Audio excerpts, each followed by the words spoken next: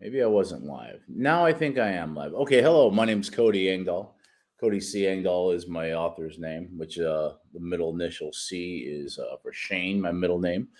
And if you're here with me now, I'm very excited to have you. I'm The going to middle see. initial C is for Shane, my middle name. Uh-oh. And if you're Hang on one here with me second. now, I I'm very already found excited my to have first you. problem The with initial this. C is for Shane, my middle name. Uh-oh. Turn that off. Bam. Okay. Yeah. Okay. Please excuse me. This is the first time for this. I'm also going to turn on comments so I can see if you happen to be watching.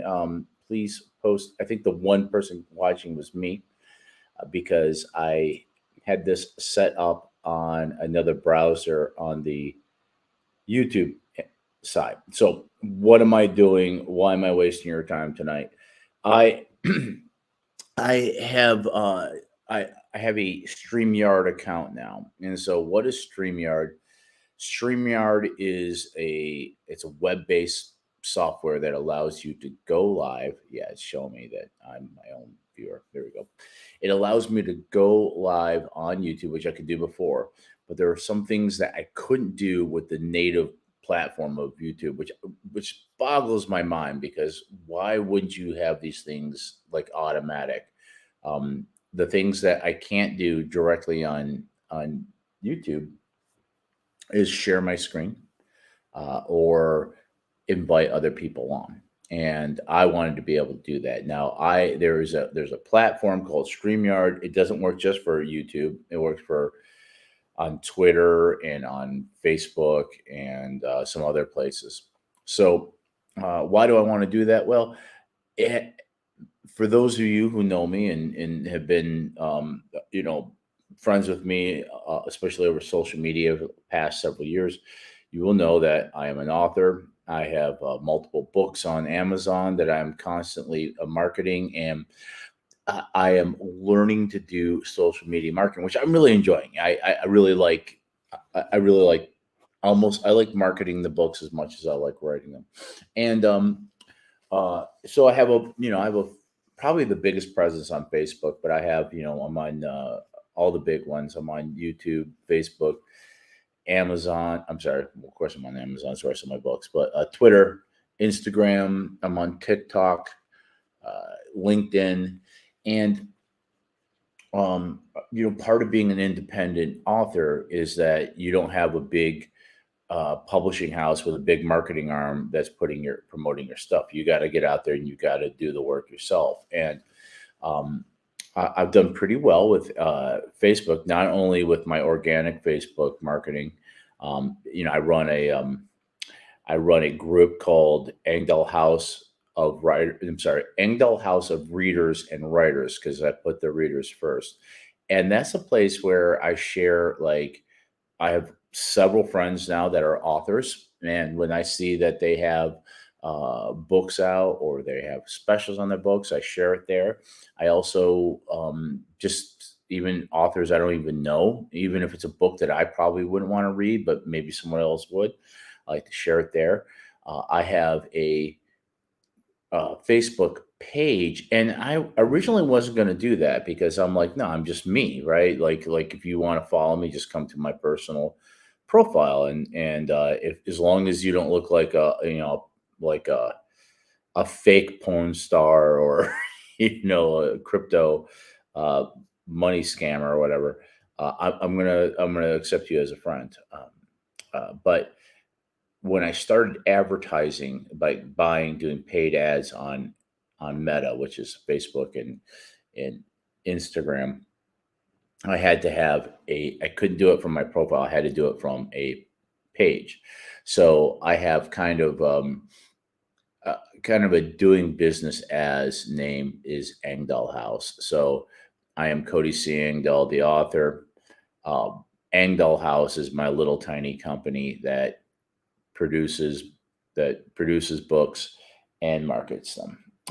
And that company consists of me, and it also consists of the volunteer work I get from my girlfriend and my mother, who help me with.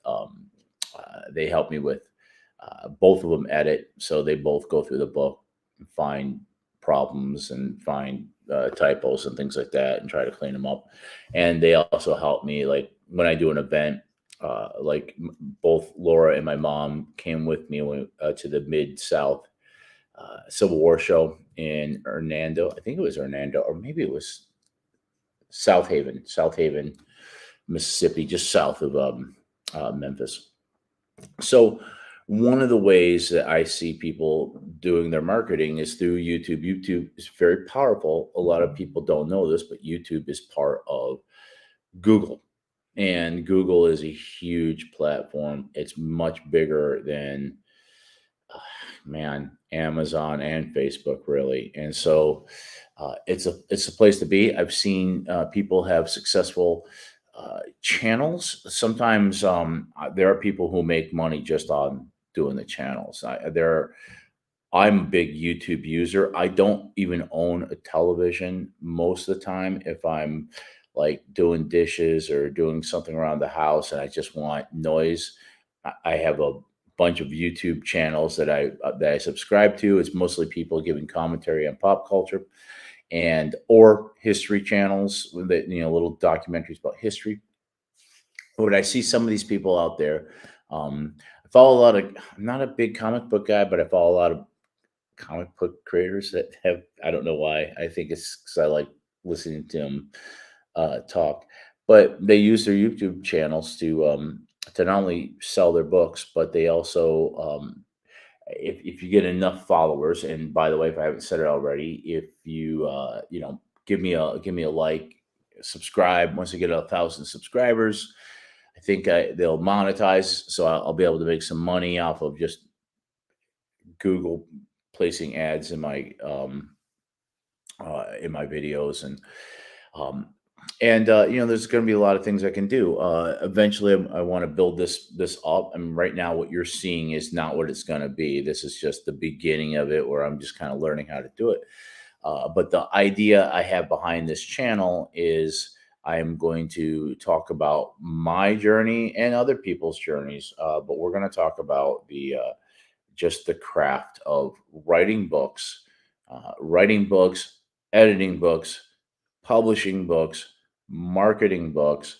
I eventually I want to bring other people on, and this is coming back to what we're doing here tonight. So I got StreamYards because I want to bring on guests and I want to talk to other people. I want other authors and talk about their journey. I listen to a lot of podcasts, and one of my favorite ones is Rock Paper Swords. It's Steve Mackay and Matthew Harvey, and uh, they're both historical authors. They write mostly like medieval Britain, although I know that Matthew Harvey is delving into another subgenre in the historical fiction. Mostly, when I mean subgenre, I mean like another time and place. And I know he's a little self-conscious about it. And I know that I don't know where he is right now because I know there was a moment where he couldn't talk about it. So I'm not saying what it is. But anyway, I listened to their show because they talk about their own journey and they also bring on all other authors. And I love hearing you think sometimes like writing books is a very solitary thing. You spend most of your time by yourself writing is a solitary art. Um, and and so hearing other people about their journey and the things that they worry about, the things that they're very self-conscious about. It's interesting because it makes me realize that my experience isn't unique. And I also will say that like authors are all on a path, and there's everybody from somebody who is dreaming about publishing their first book or writing or haven't even written a book, but they have the aspiration to write a book, to people like Stephen King, who's you know he could just mumble a title to his agent, and they're like how, here's a couple $1 million in advance, Mr. King, to do whatever you want to do, and then everybody in between. And so I'm certainly on the path there. I would like to be able to bring other people in and talk to them and yeah, and talk about their path and help promote books. There's a the thing about being an author is I'm sure that there's competition. Yeah, absolutely. But it's not a mutual, wait a minute, it's not, that's not the term. It's not a zero sum game, right? Um, I didn't lose out because somebody is reading someone else's book tonight. Because eventually that person will hopefully read my book on another night. And so I like to promote reader reading and other authors because just the more we get people reading, the more chances I have for people to buy my books. So let's test out a few things. I was going to invite someone on, and if he's out there, I'll tell you this: if you're watching while we're still live, and you say, "You know what, Cody, I'd like to come on and talk to you," I will give you an invitation and see what it's like to bring someone on. I'll probably plan to do something soon, but with one of my author friends to see if he wants to come on. If he's not, he's probably sleeping at this point because I think well, it's Elmore Lloyd Jr. That we've talked about doing this together. I wanted to test it out first before I got someone else involved. So here's what we can test out, and so just so you understand what's going on here. Before when I went live, I was going live directly through YouTube. And I couldn't do these things. I couldn't bring people on. I couldn't share my screen. Uh, I, uh, I looked at a lot of different ways of how to do that. It doesn't make any sense to me because you can do it on Facebook. And I'm sure you can do it at other places. I know you can do it on uh, Zoom, but for some reason you got to go through a third party. And so this is StreamYard. So now I'm looking at a different, uh, what do you call it? A different platform here, a different uh, motherboard where I can manipulate things. It's a little different than the YouTube layout, and I'm sure I'll get used to it as we go. So here's one thing we can do. I'm going to test out sharing a screen. So what I've done is I pulled up. Um, I pulled out. Here. Here we go. Here. This is a. Let's do this. All right. So what I've done here is I'm just, and then I think, can I manipulate this here? Or do I have to? Okay, so I'm sharing one of the tabs. Now, obviously, this is one of my books. And now I'm not going to be able to see myself, but you should be able to see me. And I wonder, yeah, no, I'll just leave it this way. All right. So I can't see myself. So if I have a booger hanging out on my nose, I can't see. But sometimes it's better not to be able to see yourself anyway because you get self conscious. So I'm going to look at this when I get done to see if this is actually happening. But this is my first book here. Oh, and you can see what's sitting in my in my cart. I wonder if there's a way to hide that. I mean, I'm not ashamed. There might be times where I will be ashamed, but as you can see, there's a Black Sabbath album, some socks, and some BBs. Laura's father passed away about 2 years ago, and um, I have come in possession of his BB gun, and I cleaned it up and it fixed it a little bit. It was just needed some oil, and I'm gonna get some BBs so I can shoot some cans in the backyard. And how much fun is that, right? This is my first book, and what we're going to talk about a lot in this in these videos are the marketing. And one of the things, okay, well, here we go. So this is book one of a 4-book series so far. It's called The Long Century now. And I could go on a tangent of why I changed the name, and I might do that sometime. But here is the whole series. Let's see. I own two. Let's see, full series. Yeah, some of them to test it out. I bought a copy, a digital copy off the internet to see how it works. So here's the full series. All right, and you have uh, Rampage on the River, Perils, Perryville, Blood for Blood, and Mexico I Love. So what I'm doing right now is I am running. If you're in the United States and you have a Kindle, and actually you don't even need a Kindle. You don't even need a Kindle. I'll show you how that works, and this will be a good example. But anyway, before I go too far on a tangent, this book here, it's going to be 99 cents in the United States until midnight, and then it goes back to 2.99. So, and that's for the digital copy. So, if you want to, if you're like, yeah, I've been following Cody. He seems like an all right guy. I bet he's not too bad of a writer. I guess I'm going to give it a try. So, if you wanted to get it and you don't have a Kindle, um, you can you can there's a couple things you can do. You can still read it online, and I'm going to show you what that looks like. um, there we go. You can here is the book online. This is me. These are the sources, but you can this is basically the book. So if you wanted to read a book, but you on Kindle to try it, but you don't want to buy a Kindle, you can read this way. Uh, the and I'll just say this right now: don't take that as an example of what it looks like when you read a book on Kindle, because I don't like reading things online. I've gotten pretty used to it because there's some digital libraries, and when you're reading something that's really old and out of print, you may not even be able to find a copy, even if you wanted to buy it or get it from the library. For example, I am reading the diary of Friedrich the Third. He was the emperor of Germany between Wilhelm the First and Wilhelm the Second. Of course, Wilhelm the Second.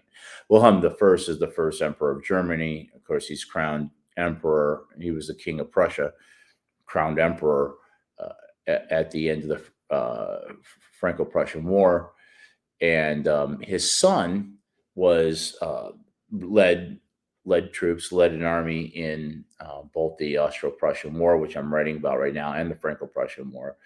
And he was very good, very good military commander, and a really good guy. A man who, even though he was a great uh, military leader, said he hated war, and when he would ascend to the throne, he said we'd be done with wars for good. He didn't want to have war anymore. But unfortunately, he only lasted 90 days on the throne because he had throat cancer or mouth cancer, something like that, and he died. And so he was like a man of peace. He wanted to make Germany like he wanted to improve education, improve the country, and spread peace throughout the world. Instead, he died of cancer, and his son, Wilhelm II, became emperor of Germany and pulled Germany and the rest of the world into World War One, which is the reason why we have World War II. So we have cancer to blame for all our problems. The other thing you can do, let me show you this, and I'm going to tell you right now, reading. There's a lot of people out there, and I used to be one. We're like, oh, I never want to read. I want a real book. I want a real book. I get that. It's fine. I'm kind of a convert. I do like reading on my Kindle, and I'm showing you how you can read my book if you don't want to buy a Kindle. You can read it online, like I showed you there. That's this here. Uh, yeah, you can read it that way, or you can also. Oh, I love this. Have it on your phone. Now, I like this a lot because um, uh, I still prefer to read it on a Kindle. Reading it on an actual Kindle makes it feel like an actual book.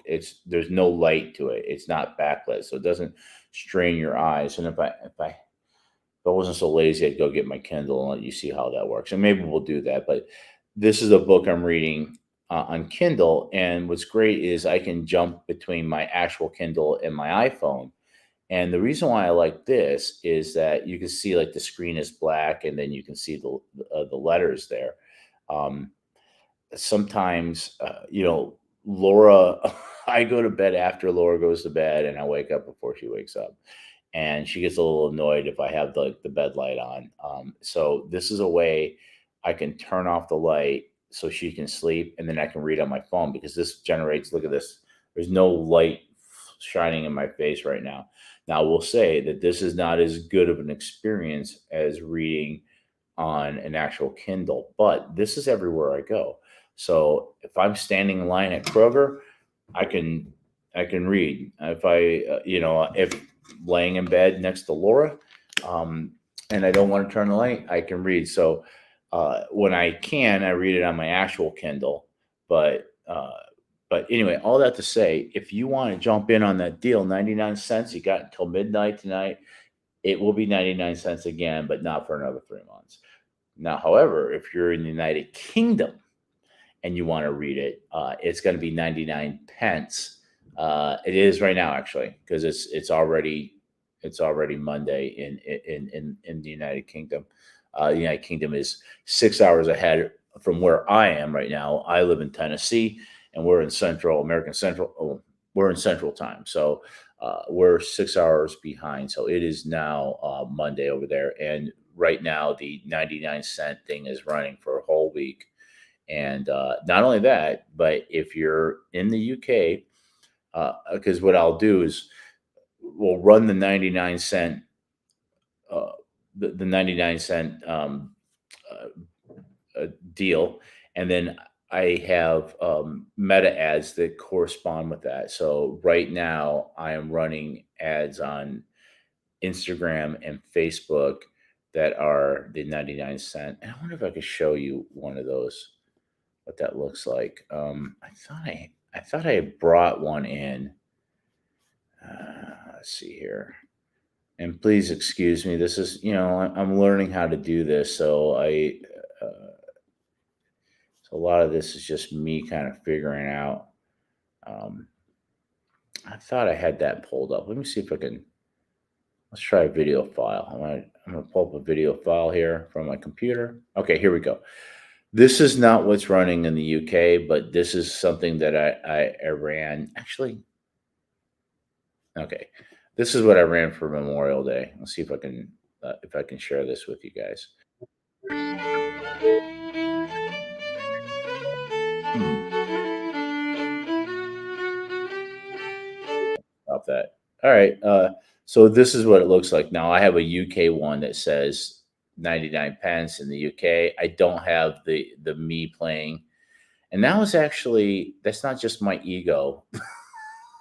Yeah, but that was I had a coach from Meta who who said, we looked at your stuff and we really like what you're doing. We think it's kind of unique that not only do you write books, but you play fiddle and you play, era appropriate music. So the guy said, he said, I want you to make an ad that is for all your books, um, but also features you playing the fiddle. And I did. I picked that tune. It's a Civil War tune. It's the Bonnie Blue Flag, and I got a Civil War uniform, and put that on and recorded it, and I ran ads. And I wonder if I could show that to you as well.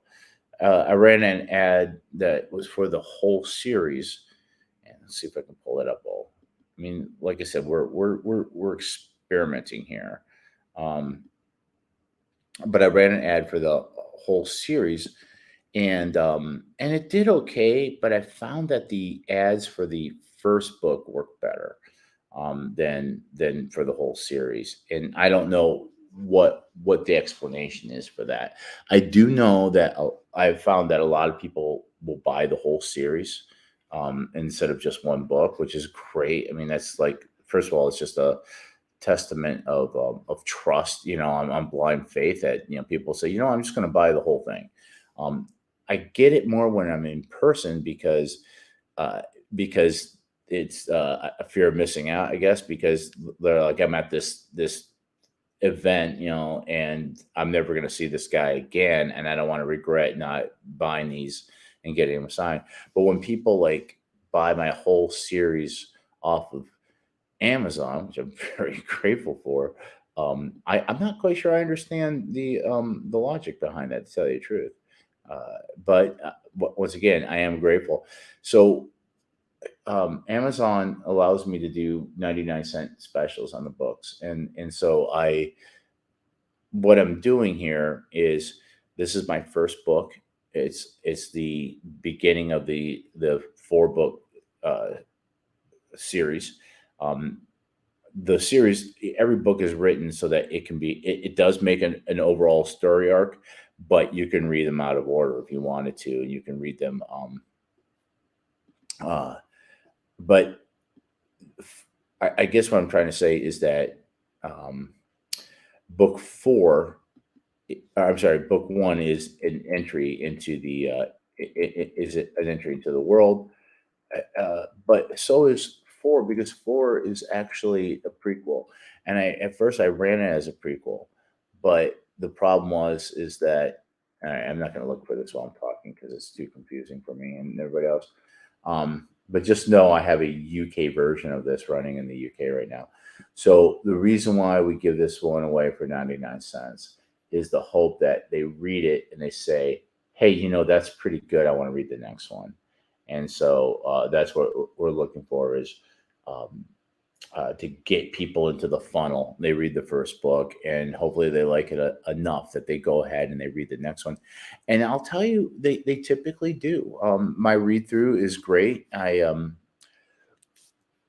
you know, I sell plenty of book 2, 3, and 4, and it's because people read the first one, they like it. They come back and they read the next one, they like that one too. So that's what we're doing right now. That's the latest update. We're wrapping up the special in the US. We're moving on to the UK. I will say that I tend to do better in the UK.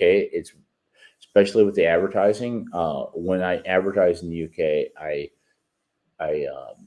I usually make all my advertising money back and much more. So I'm very grateful for the people over there that follow me and read my books. I mean, it's great. So what else is new?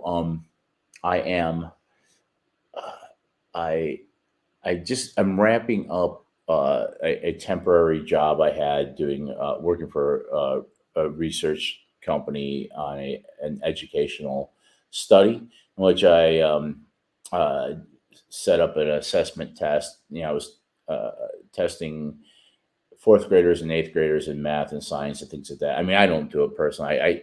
I mean, I'm not test. I bring like we ship computers to the school, and then I go there with another person. We set them up, and we walk the kids through what they got to do, and get the kids to take the assessment on the computers, and then transmit all that information back to the mothership, and it was good. They just recently they flew me out to Houston. And I stayed a few days in Houston doing it. I do a lot of traveling with it, but it's over, and so I'm back to kind of like, all right, well, besides writing books, how else am I going to bring some money in?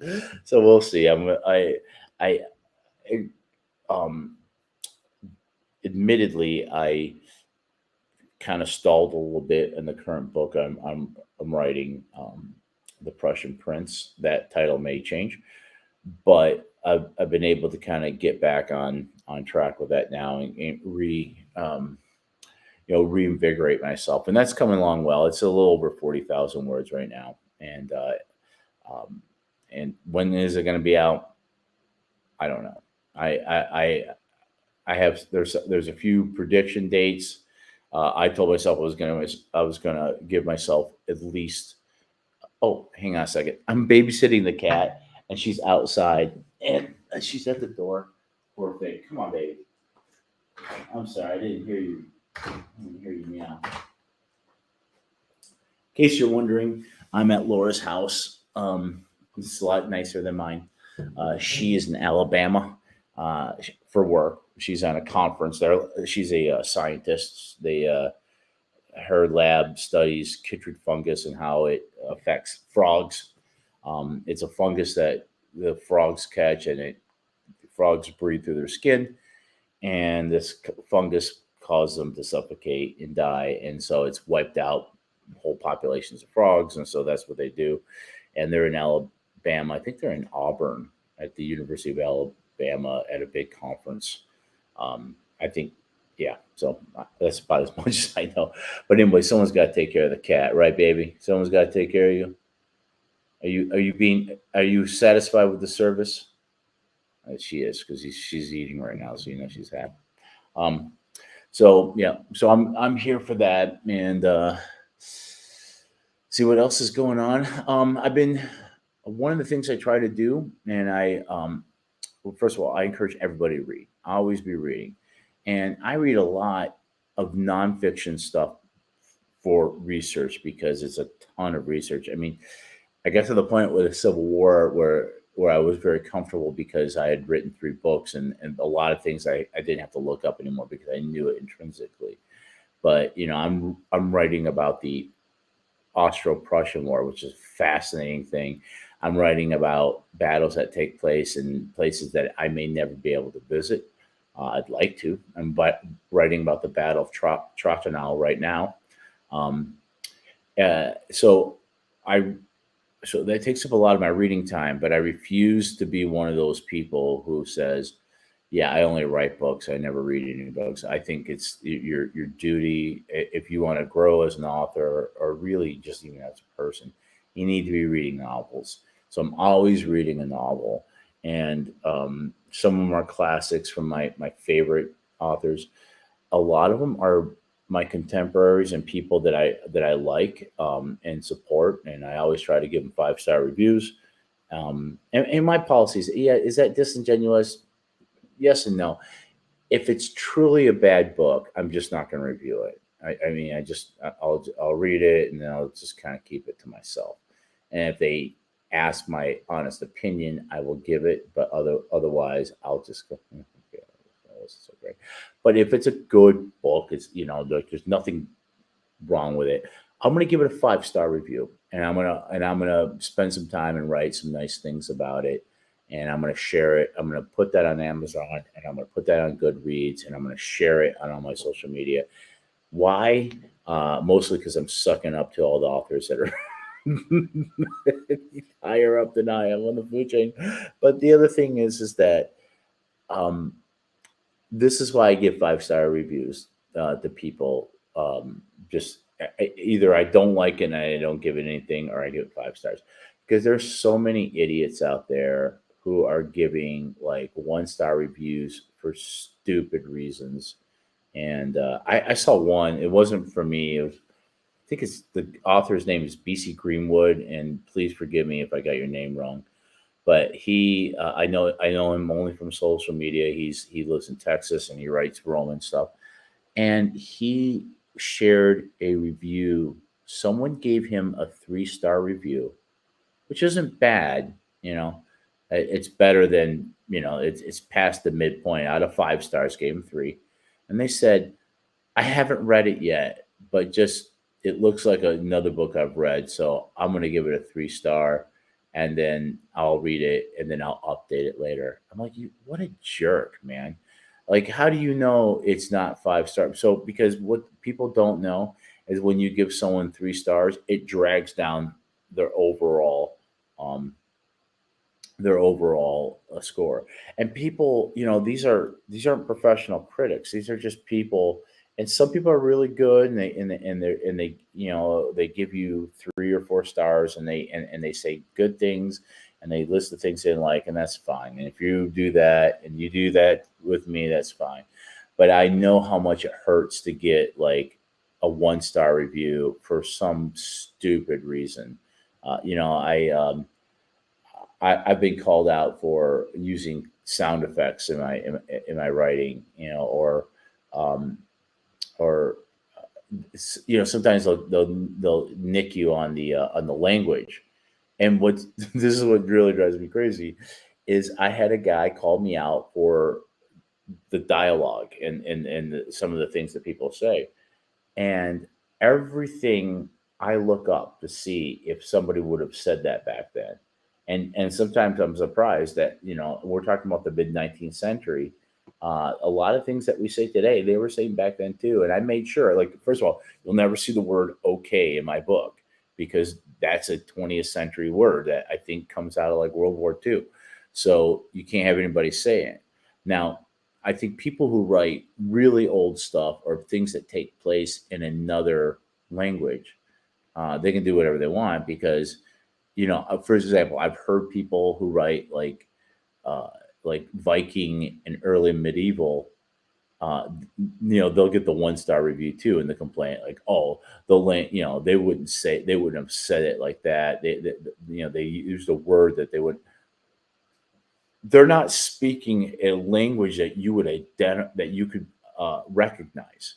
Old English is completely unrecognizable. It's like hearing someone speak German. Like if you're a modern day English speaker, you would not understand anybody from like the 9th century. It'd be like they'd be speaking a different language to you. So you kind of have some leeway there of your writing, but unfortunately for me, I write in the 19th century, mid night. I mean, I'm in 1866 right now. My narrative. Um, we definitely have records of how people spoke, and but the one thing is that I always have to say too is that people wrote differently than they spoke, and sometimes like colloquialisms, they're a lot more formal when they speak.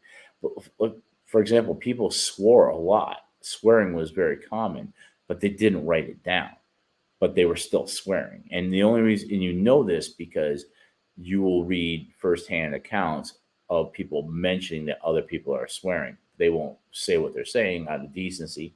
But so anyway, all that to say, um, I try to read other people's stuff all the time, and I try to give them good reviews.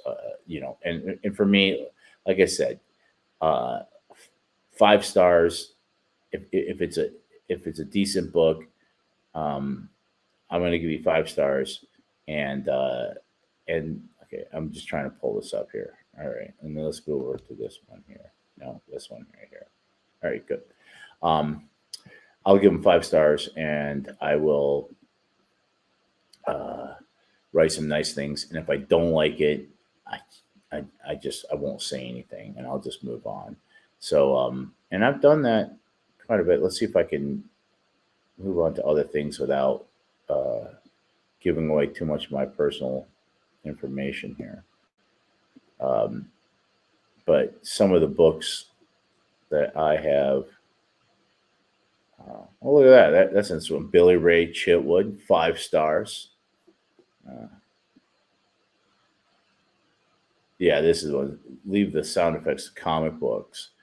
The thing is about this one, right? This is a 3-star review, which I mean, it's not. Oh, I don't want to show that. I don't want to show that either.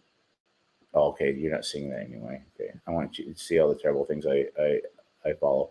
Um, Trying to get this to. It's hard to control it. All right, this person Cape Cod. Oh, you know what? I should probably shouldn't be shown. Well, this is public. You can see it anyway.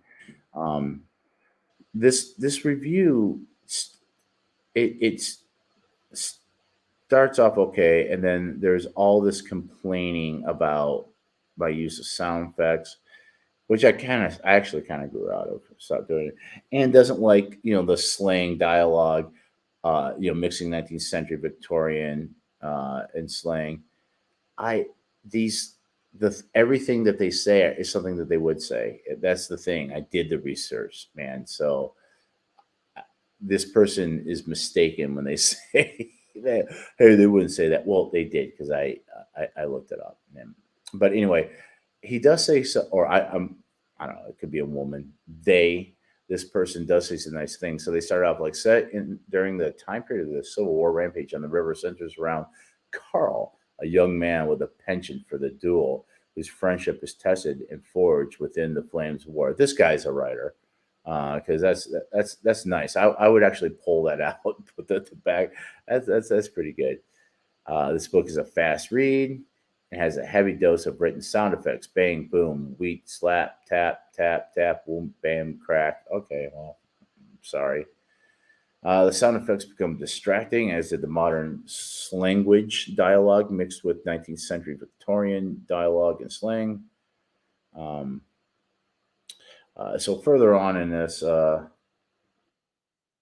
he says, even though it's an adventurous core, the pacing feels rushed. I kept hoping the story would simmer. Okay, yeah, I don't want to bore you, man. I mean, I'm here to entertain. Here's where it gets nice. Now, I would this last paragraph.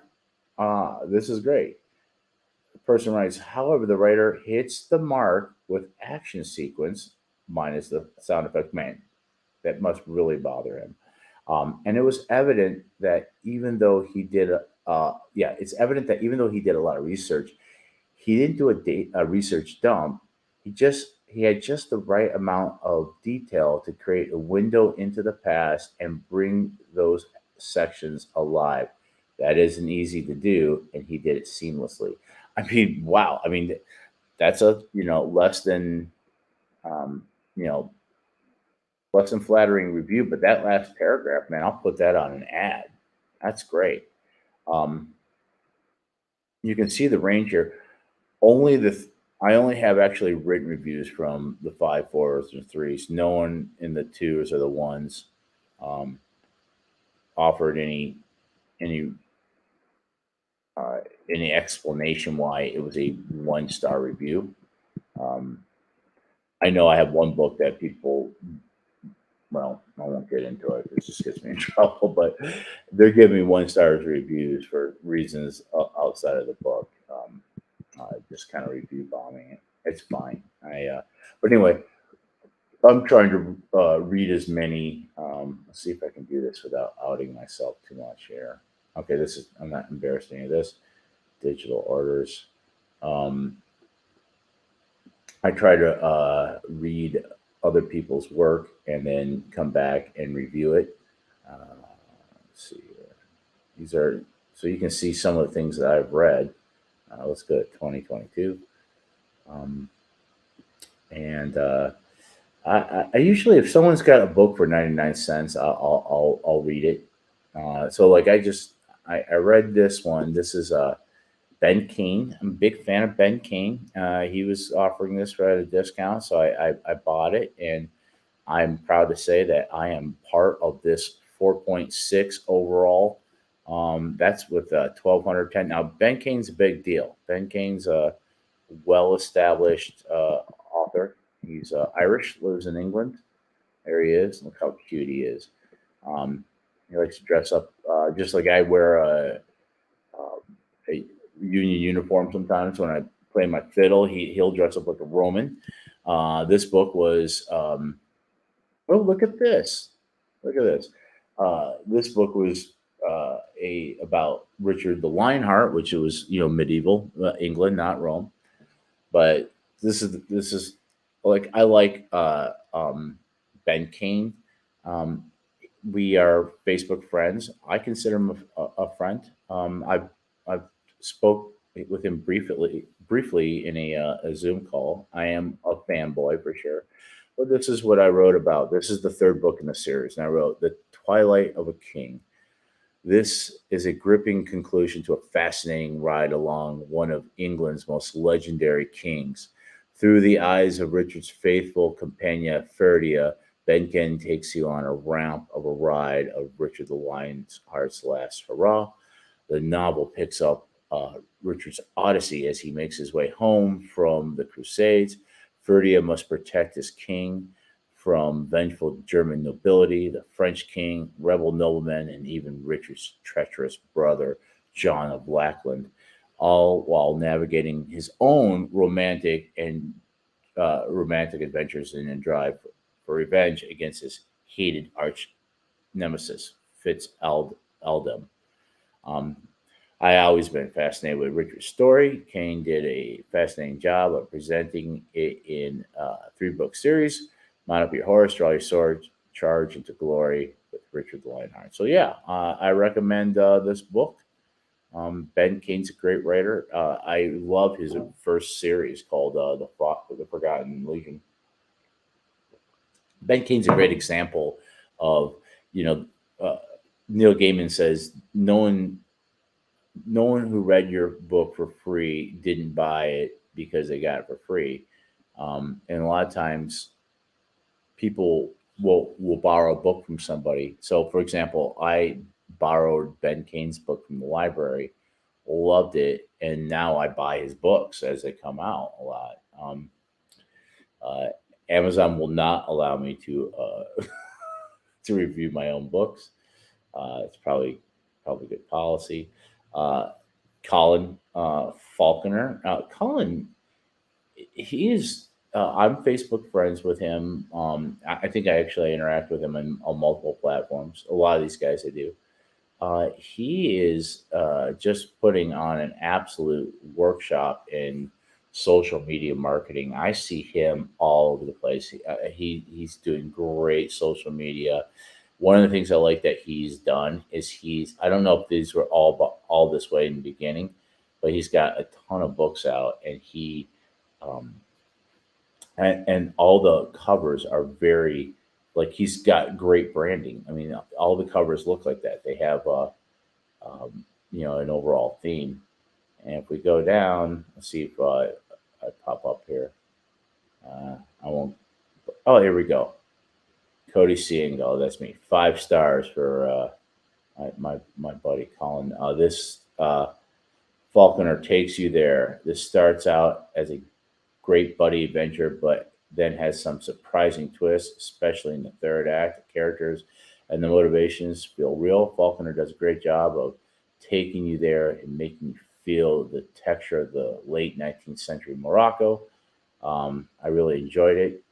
I read the last third of it in one day. By the way, you want some great 19th century Morocco? Uh, we should spend some time there in my book, my fourth book, Mexico, My Love. So part of this book takes place in Northern Africa. It'll make sense when you read it. I haven't read this one yet. Faulkner was giving away a lot of his books for 99 cents, and so I was mopping them up. Same with this, Steve Mackay. I like Steve a lot. I interact with him quite a bit online. He's the co-host um, of Rock Paper Swords. I have read 2 of his books. I read his first um, Robin Hood book, and I read his book, the it's the Druid. It's Bellicus is like a druid, and he's got a whole series. And then I read the first one of that one as well. Both of them are good books. I've reviewed them, gave them 5 stars, um, and let's see what else I got here. Um, this guy is an up and comer, Baptiste Pignon Wu. Really like him. This this guy is an interesting guy.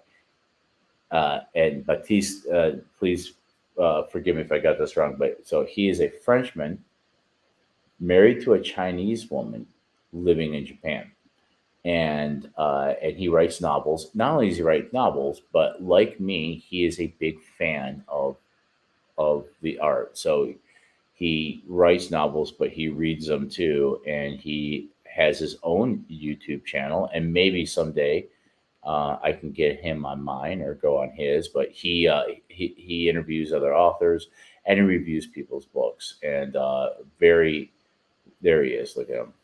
Look how cute he is with his little hat. Um, very nice guy. I like him a lot. There we go. 5 stars from Cody Seangal. Outstanding first novel. What promises to be a fantastic series. And I'll tell you this: a lot of people, I'm going to read their book because I feel like they're friends, and so I want to give them a good review. And I'll read like one book or something if it pops up 99 cents, so I can help their score and give them a review. His second book came out, and I enjoyed this one so much that I actually, like, for my own purposes, wanted to read the second book. I mean, I was actually really drawn into the series. It's great. He's writing about the War of the Three Kingdoms. This is, I think it's like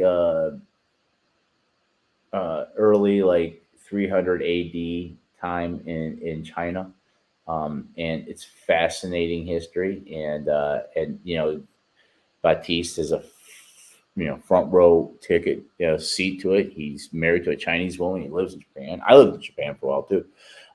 But yeah, this is really something. If you're tired of Civil War stuff from goofballs like me, or you're tired of swords and shields, and you want to do something a little different, bam! I highly recommend him. Good guy. Here's a guy you want to support. Here's another good guy, Matthew Harpy.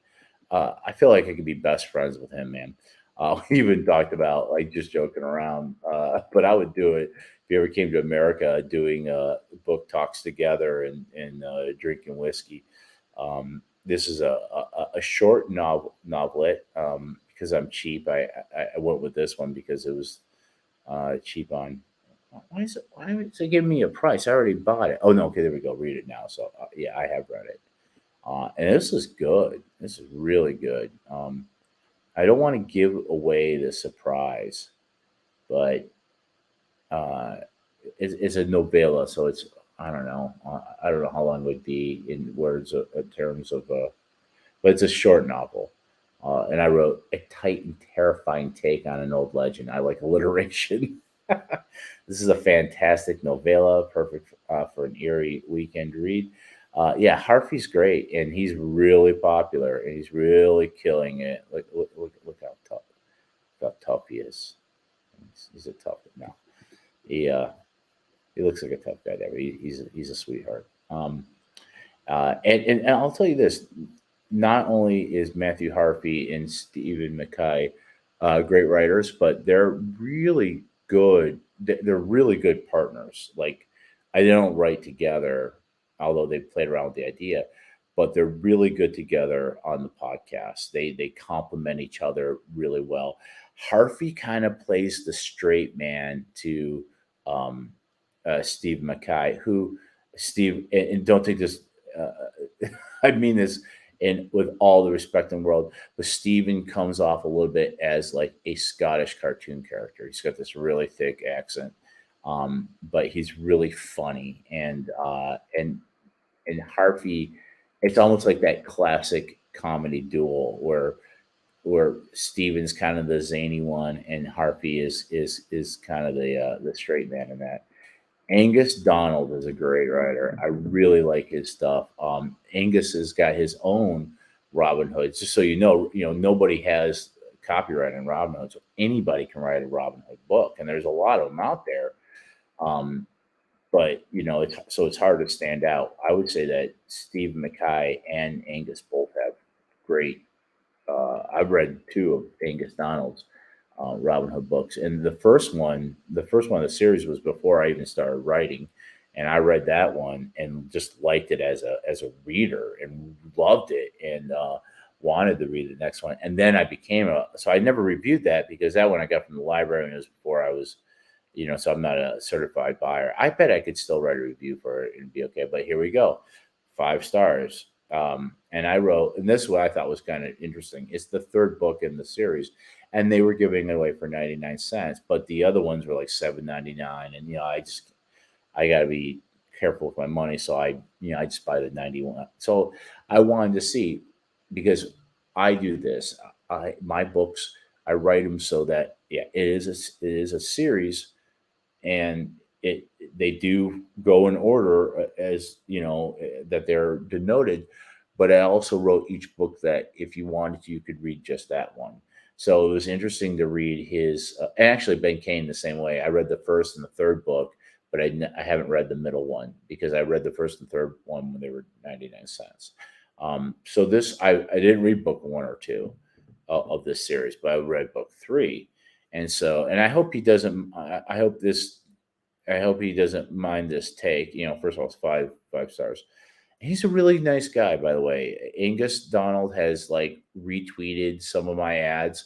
So has Stephen Mackay. So has Harvey. So has Batiste Pinson Wu. All those guys have supported me and have retweeted my ads and shared my stuff on Facebook and have been just fabulous with me. So I'm telling you, writers are a great collection of people to work with. So I wrote, can be read as a standalone as well as a conclusion to a trilogy. Admittedly, I did not read the first two books of the series. I picked up Blood's Campaign because it was on special. Boy, am I glad I did. It was thoroughly entertaining and deeply informative about an era rarely touched on by today's historical novelists. I'm sure the first two novels are just as good, but I didn't need to read them to enjoy and understand this one. Donald did an excellent job of explaining just enough background of the hero and villain so I could understand and empathize with their mutual animosities. The villains are great; they're well fleshed out with human motivations that make sense. I found myself even cheering for them, especially in the beginning, where an interesting game of cat and mouse and intrigue arises between the hero and his adversary. There's great action right away. I love the dueling artillery game. Donald not only does a great job of describing action, but also explains the weapons tactics of the time and how they work. I was so fascinated with the heroes repeating Lorenzoni pistol that I had to look it up. Now I won't read all this, but yeah, that's my review for him. And let's see here. What else are we? And then I have another one. Kevin Ashman's one of my favorite authors, and he's the first author I ever read on Kindle when I first got my Kindle because his stuff was cheap. Well, now he's a big deal and his stuff is expensive, but this came on special, and it's the beginning of this Templar, Crusade book. So this looks great. I love his writing, and when I get done with the book I'm reading now, I'm going to read this one, and of course I'm going to give him 5 stars. Let's see here. And he's a Facebook friend and really nice to me, very supportive. I'm reading this one. This is a great. This book is a great concept. I love the concept. Let me just take a look real quick. Let's see if I got. Okay, no one's watching. This is a great concept here. The Muses of Roma. And this is book 1, and I got this for 99 cents. And he was advertising on Facebook, and I knew if I clicked on it, it would cost him. So what I did is I took note of the name of the book, and then I went separately on my own to Amazon so that he wouldn't have to pay for my click. And I got this, and I was really looking forward to reading. So I'm finally reading it now. Very interesting. I know he's going to explain it, but it takes place back like in, I don't know, was it 70 or 30 BC? During the time after Julius Caesar has been killed and Octavian becomes Caesar Augustus and is hunting Mark Antony down, Mark Antony, who is teamed up with Cleopatra. This is all real history, and fights a devastating naval battle in which Mark Antony is defeated. I can't remember if he dies in battle. I know Cleopatra killed herself. But in this book, there's like a prologue in which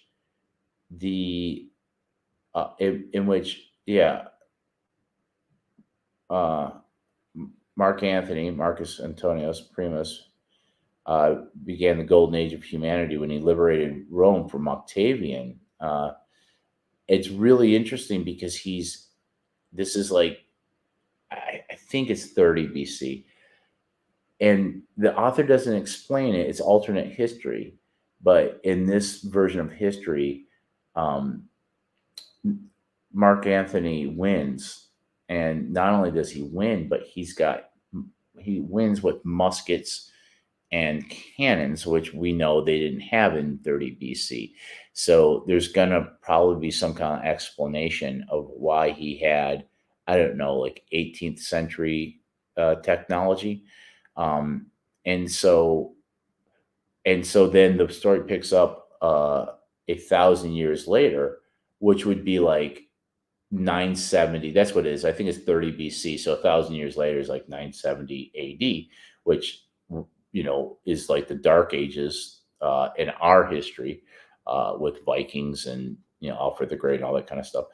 But because there was black powder in 30 BC, and there's not a Dark Ages, there's not a then by that time, from having muskets in 30 BC, 1,000 years later, they're in space.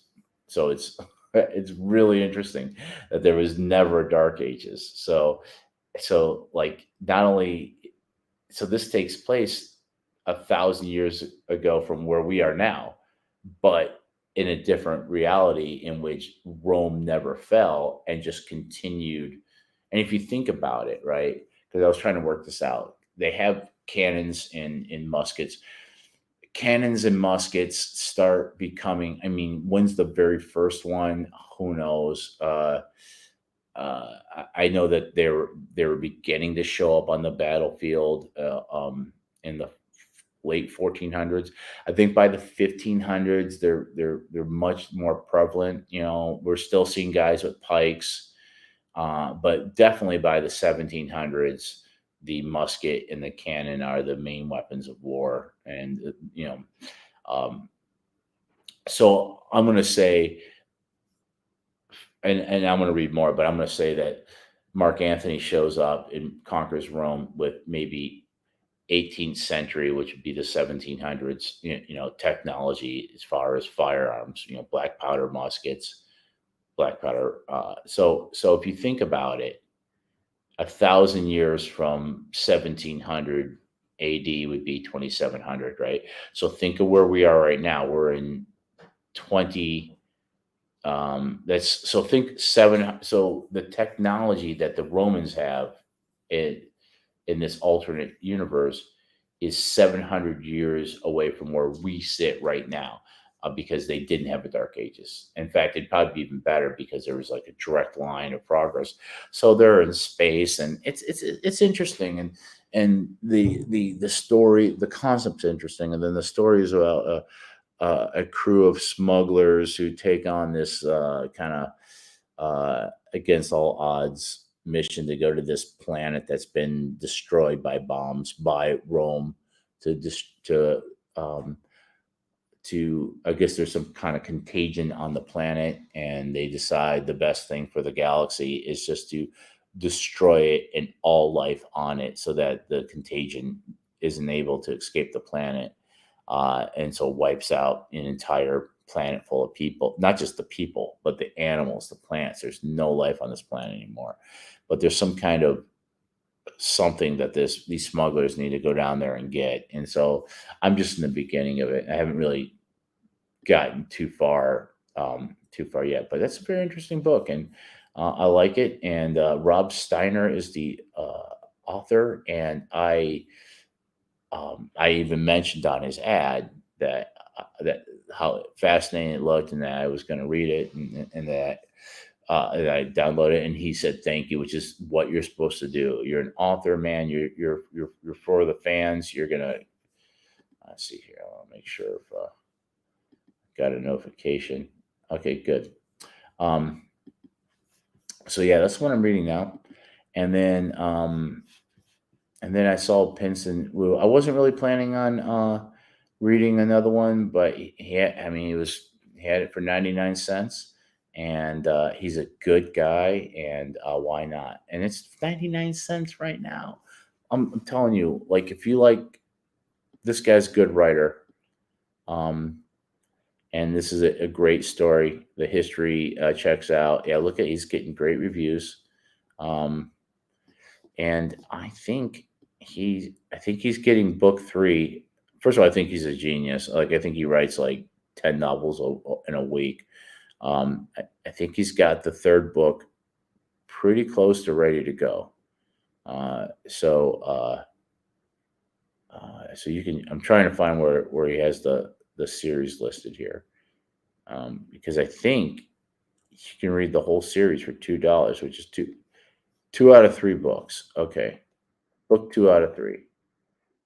Where's I don't know why it's not showing me the series because it does on my series. Let's go to his page.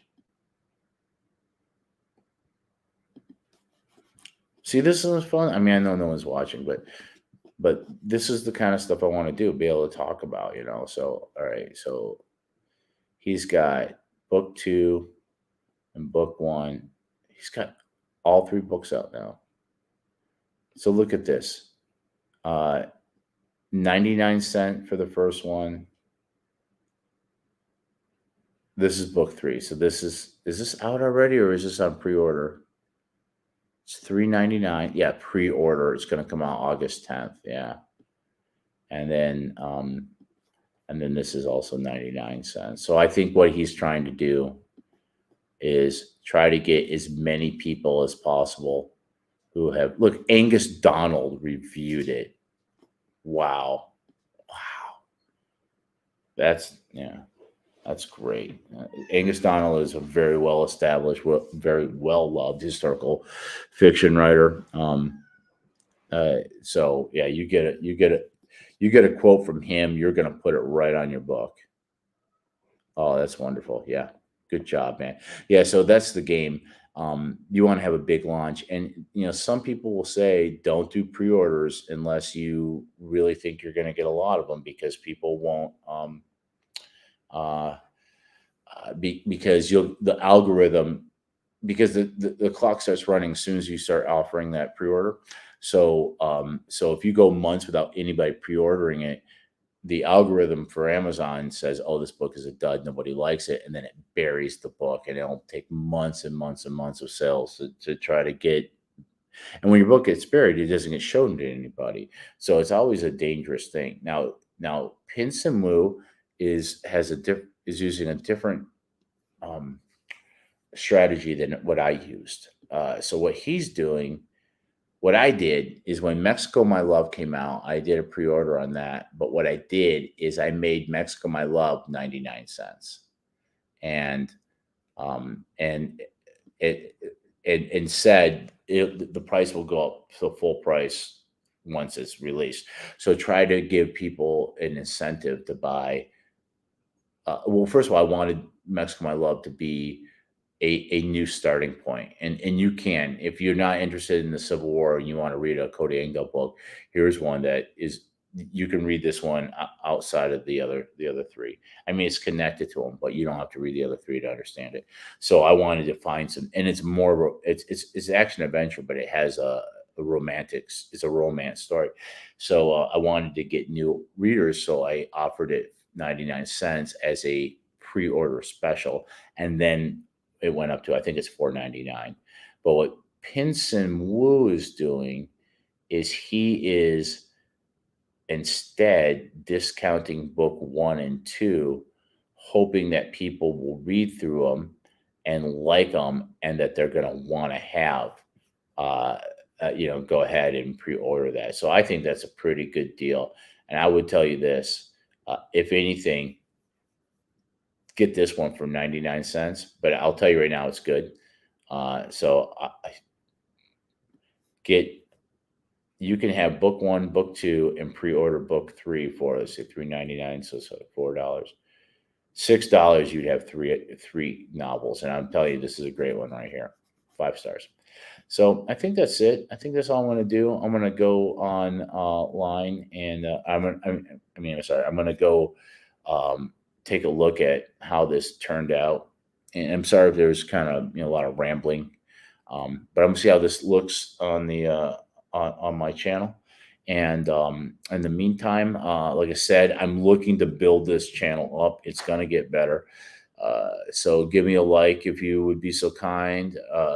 Leave me a comment I promise if you read a comment, because I won't get overwhelmed because no one leaves comments. But I will read it and respond to it. Unless it's really mean, and subscribe. I'm trying to get up to my first 1,000 subscribers, so Amazon will start monetizing me. And keep reading. If you've read any of my books, I would love to have a review from you. I understand if you don't want to do it, but if you can, that'd be great. and certainly do that for all your favorite authors. I do it. Sometimes I don't feel like doing it, but like, nope, I'm going to sit down. I'm going to write this, uh, put it through Grammarly to make sure I didn't make any mistakes. And it really helps. Those stars and those reviews are very helpful to writers. So do it for me. Do it for the other authors that you read, and most importantly, keep reading. Always be reading. There's something very magic about the experience of reading a book. It's unlike anything. It's unlike when you watch TV or movie, somebody's already done all the work for you, and it's just passive watching. But when you read, you become immersed into it, and you can understand what the characters are thinking, and you're creating the movie in the theater of the mind. And I tell you what, I'd rather have a really good book that I'm loving than watch a good movie. There's something very special when you find, and I got to admit, not every book does that for me. But when I find a writer or a book that really sucks me in, there is nothing better in the world. Nothing better. So I'm gonna leave it at that. Thank you guys very much, and we'll see. I'm gonna try to do this at least once a week. We'll see.